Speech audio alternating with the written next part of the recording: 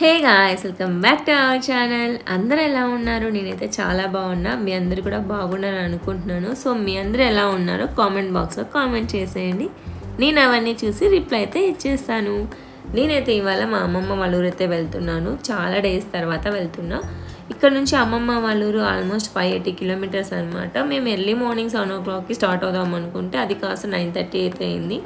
అప్పుడు మొత్తం office timings కాబట్టి చాలా ట్రాఫిక్ అయితే ఉంది. ఇక్కడ నుంచి నేను అవుటర్ రింగ్ రోడ్ వెళ్ళేసరికి ఆల్మోస్ట్ 10:30 అయితే అయ్యింది.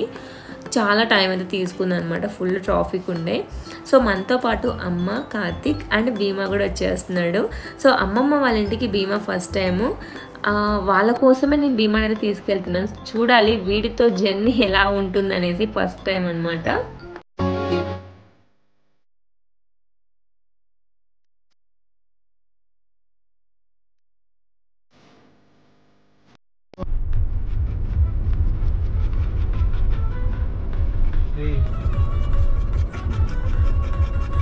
సో మేము స్టార్ట్ అయ్యి ఇప్పటికైతే 2.5 hours అయిపోయింది. ఇప్పుడు టైం 11 అవుతుంది. ఇంకా నాకు ఆకలి వేసింది అనమాట.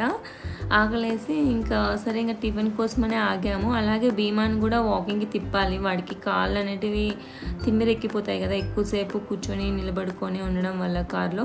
అందుకలా వాడిని కొంతసేపు తిప్పుదామని చెప్పేసి దింపేసరికి అక్కడ ఒక ఫీమేల్ డాగ్ ఉండింది. ఇంకా అవి రెండు కొద్దిసేపు మాట్లాడుకున్నాయి అనమాట. ఏం మాట్లాడుకున్నాయో మనకు తెలియదు కదా. వాడు తెల్లగా ఉన్నాడు అనమాట. అదైతే చాలా తెల్లగా ఉంది, క్యూట్ అనిపించింది నాకైతే. ఇంకా దాని తర్వాత టిఫిన్ అయితే ఆర్డర్ చేసాము. 3 దోశలు చెప్పామన్నమాట. బట్ వెరైటీగా చెప్పాము. 3 మసాలా దోశ, కారం దోశ అండ్ ఎగ్ దోశ చెప్పాము. ఏదో ఒకటైనా బాగుంటుంది కదా అని చెప్పేసి. బట్ ఏది బాగాలేదు. కానీ మనకు ఆకలి వేస్తుంది కాబట్టి ఏదో ఒకటి తినాలి. సో మరి తినేసి ఇంకా లేట్ చేయకుండా మళ్ళీ స్టార్ట్ అయిపోయాం. ఎందుకంటే భీమాని ఎక్కువసేపు కార్లో పెడితే వాడికి కూడా కొద్దిగా ఇబ్బంది కదా, అందుకని చెప్పేసి వెంటనే స్టార్ట్ అయ్యాం. దారిలో అయితే లారీ కనిపించింది. ఎన్ని చక్రాలు ఉన్నాయో ట్రైన్కి ఉన్నట్టే ఉన్నాయి. ఇది ఎప్పటికి వాళ్ళ డెస్టినేషన్కి చేరుతుందో ఏమో మరి.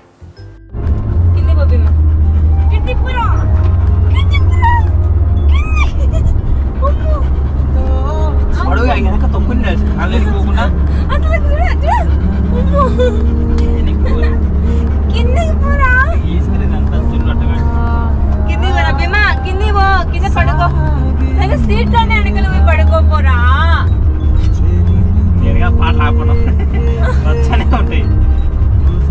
దిగునా దిగురా,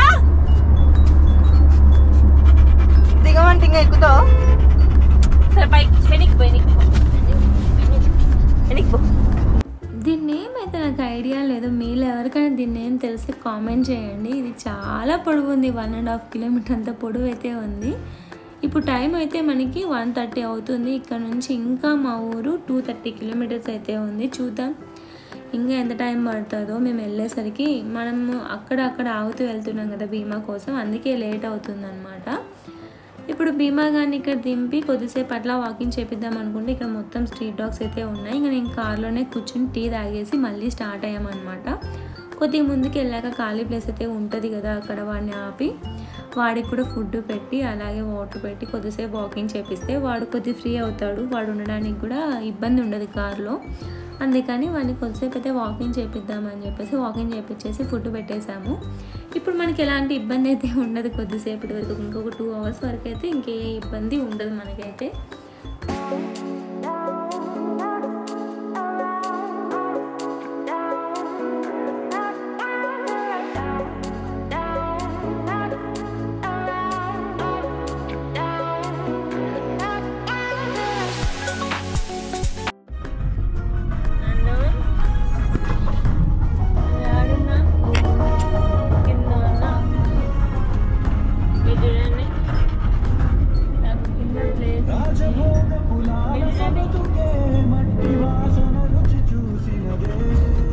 ఫైనల్గా నన్ను కింద కూర్చోబెట్టారు.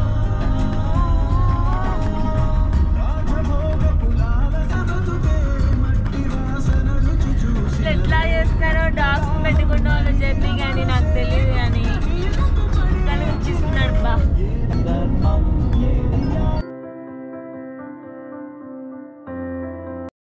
టైం 5:30 అయింది. ఇప్పటికి కూడా లంచ్ లేదు. బాగా ఆకలేస్తుంది. ఇంకా సరేలే అని చెప్పేసి కార్తీక్ని స్నాక్స్ తీసుకురామని చెప్పాను. ఎందుకంటే ఈ బీమా గాడి వల్ల ఎక్కడ ఆగలేకపోతున్నాము. అంటే వాడిని ఆపి కార్లో పెడితేనేమో మేము బయట కూర్చొని తినలేము, వాడు కింది దిగి తినా కూడా తినలేకపోతున్నాం. అంటే వాడు విసిగిస్తున్నాడు అనమాట. ఇంక అందుకని ఇంకా సర్లే అని చెప్పి స్నాక్స్ తీసుకొచ్చుకొని తిందాం అనుకున్నాం. లిటిల్ హార్ట్స్ అనమాట. నేను 10th క్లాస్లో ఉన్నప్పుడు తిన్నా, అదే లాస్ట్. ఇంకా మళ్ళీ దాదాపు తినలేదు. ఇన్ని ఇయర్స్ తర్వాత మళ్ళీ ఇప్పుడే తింటున్నాను. టేస్ట్ చాలా చేంజ్ అయిపోయింది అబ్బా. అంటే ఇంతకుముందు ఉన్న టేస్ట్ ఏవి ఇప్పుడు లేవు నాకు తెలిసినంత వరకు అయితే. మీరేమంటారో కామెంట్ బాక్స్లో కామెంట్ చేయండి. ఇంకా కార్తీక్ అయితే డ్రైవింగ్ చేసి తినలేడు కదా, సో కొన్నిసార్లు అయితే నేను పెట్టా, కొన్నిసార్లు కార్తీకే తినేసాడు. నేను లేట్గా పెడుతున్నానంట, ఆకలిస్తుందని చెప్పేసి. సరే ఇంకొంచెం ముందుకు వెళ్ళాక ఏదైనా ఉంటే ఆగుదామని చెప్పేసి చూసాము, ఎట్లా ఒకటి తిందామని చెప్పేసి. బట్ అక్కడ ఫుడ్ అయితే బాగాలేదు. ఇంకా సరేలే అని మళ్ళీ ఇంకా ఇంటికైతే స్టార్ట్ అయిపోయాం. మేము ఇంటికి రీచ్ అయ్యేసరికి ఆల్మోస్ట్ 7:30 అయితే అయింది. సో ఏంటి సర్ప్రైజ్ అంటే మా పిన్ని వాళ్ళందరూ నాకు చెప్పకుండా అయితే వచ్చారు నాకైతే.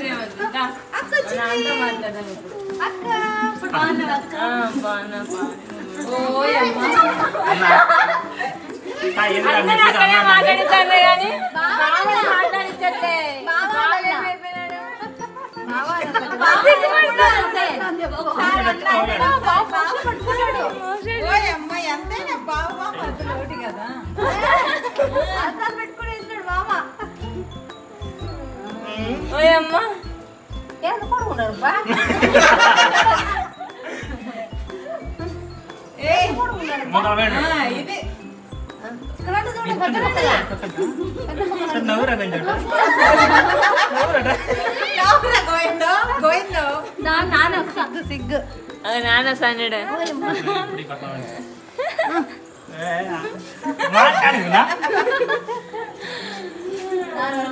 మా నాన్న అంతకుముందే మాట్లాడి లోపలికి పోయి మళ్ళీ షర్ట్ వేసుకుని వచ్చాడు, వీడియో తీస్తున్నామని చెప్పేసి. మా నాన్న వీడియో అనగానే ఇంకా వీడియోలో చూసి మాట్లాడుతున్నాను. నాన్న నాన్న అంటున్నా అనుకుంటాను మా తాత.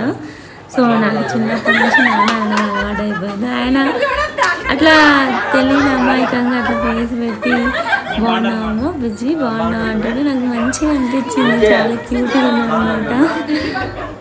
అసలు ఆ ఫీలింగ్ ఎలా ఎక్స్ప్రెస్ చేయాలో నాకు తెలియట్లేదు. అప్పుడైతే మేము చాలాసేపు హ్యాపీగా ఫీల్ అయ్యాం అందరం మా తాత ఎలా మాట్లాడుతూ ఉంటే.